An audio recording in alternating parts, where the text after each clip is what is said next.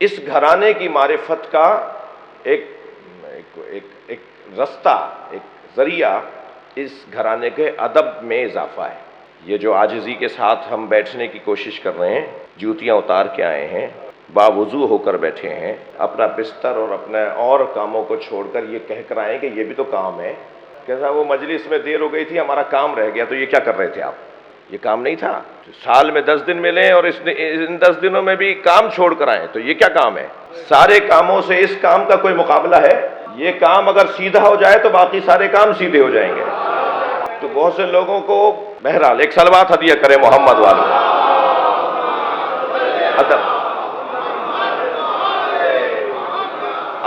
ادب جتنا بڑھتا چلا جائے گا، اہل بیت کی معرفت میں اضافہ ہوتا چلا جائے گا۔ میں اپنے مطلب کی طرف واپس آؤں کہ انسان اکمل کا تذکرہ ہی وسیلے کا تذکرہ ہے۔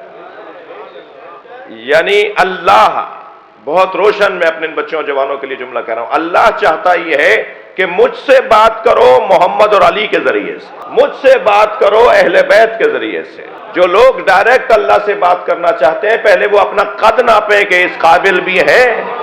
جو اللہ سے ڈائریکٹ بات کرنے کے قابل تھے، انہوں نے ایک دوسرے کو وسیلہ بنایا ہے۔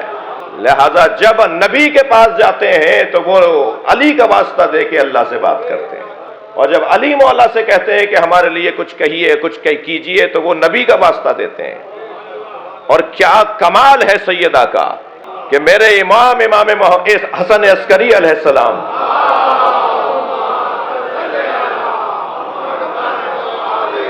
ارشاد فرماتے ہیں، نحنو حجج اللہ علیکم، ہم سب ائمہ اہل بیت، ہم سب اللہ کی حجتیں ہیں تمہارے اوپر۔ وجدتنا فاطمہ حجت اللہ علینا، اور ہماری جدہ فاطمہ ہم اماموں پر اللہ کی حجت ہے۔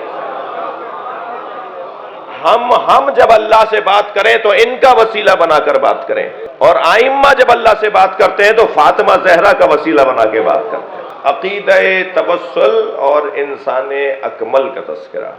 تؤتی اکلہا کل حین، تؤتی اکلہا کل حین باذن ربہا، یہ درخت وہ ہے جو ہر موسم میں پھل دیتا ہے۔ جو پھلدار درخت ہوتا ہے نا، اس کی شاخیں دوبارہ زمین کی طرف مڑتی ہیں۔ جی، باردار درخت زمین کی طرف اس کی شاخیں آ رہی ہوتی ہیں۔ یہ باردار بھی ہے تو ایسا باردار کہ ہر موسم میں پھل دیتا ہے، اور شاخیں آسمانوں میں جا رہی ہیں۔ تو کیا سمجھیں گے اس درخت کو؟ کیسے پہچانیں گے اس درخت کو؟ یہ درخت وہ درخت ہے جو نظر یہاں آتا ہے مگر جڑا ہوا وہاں سے ہے، اور جس کا تعلق دو طرفوں سے ہو اسی کو وسیلہ کہا جاتا ہے۔ یہ یہاں سے بھی جڑے ہوئے ہیں، یہ وہاں سے بھی جڑے ہوئے ہیں، یہاں کی حاجتیں وہاں پہنچاتے ہیں، وہاں کے احکامات یہاں لے آتے ہیں۔ ان کا تعلق دونوں طرفوں سے، یہاں سے دیکھیں تو بشر نظر آتے ہیں، وہاں سے دیکھیں تو نور نظر آتے ہیں۔ جنہوں نے ایک آنکھ سے دیکھا، کبھی غالی ہوا کبھی مقصر ہوا۔ لہذا انہیں دیکھنا ہے تو ان کی آنکھوں سے دیکھنا ہے۔ اگر ہم نے اپنی آنکھوں سے انہیں دیکھا تو ہم کہیں نہ کہیں خطا کر جائیں گے۔ تو خود انہی سے پوچھنا ہے کہ آپ بتائیں کہ آپ کون ہیں۔ تو خود انہوں نے اپنا تعارف اپنے اعمال کے ذریعے، اپنے معجزات کے ذریعے، اپنے اقوال کے ذریعے، اور اپنی مناجات کے ذریعے، اور پھر ایک دوسرے کا سلام پڑھ کر، زیارت پڑھ کر ہمیں کروایا ہے۔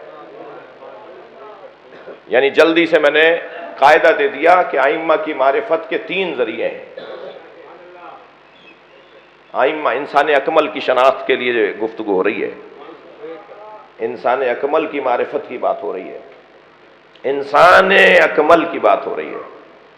انسان اکمل کی معرفت کا ایک ذریعہ ان کے القاب ہیں۔ اگر مجھے مولا علی کی معرفت بڑھانی ہے تو امیر المومنین سمجھوں کہ کسے کہتے ہیں۔ اگر مجھے امام حسین کی معرفت بڑھانی ہے تو سید الشہداء سمجھوں کسے کہتے ہیں۔ حضرت عباس کی معرفت بڑھانی ہے تو قمر بنی ہاشم کا کیا مطلب ہے، ابو القربہ کا کیا مطلب ہے، باب الحوائج کا کیا مطلب ہے۔ القاب ایک ذریعہ ہے معرفت معصوم اور اہل بیت کی معرفت کا۔ دوسرا ذریعہ ان کے وصیت نامے، ہر امام معصوم نے وصیت نامہ لکھا ہے، زبانی طور پر بھی، تحریری طور پر بھی۔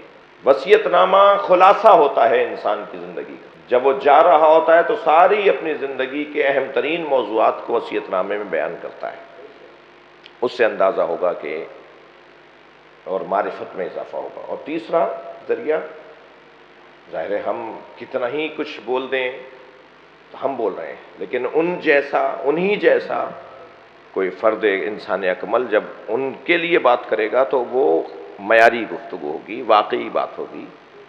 لہذا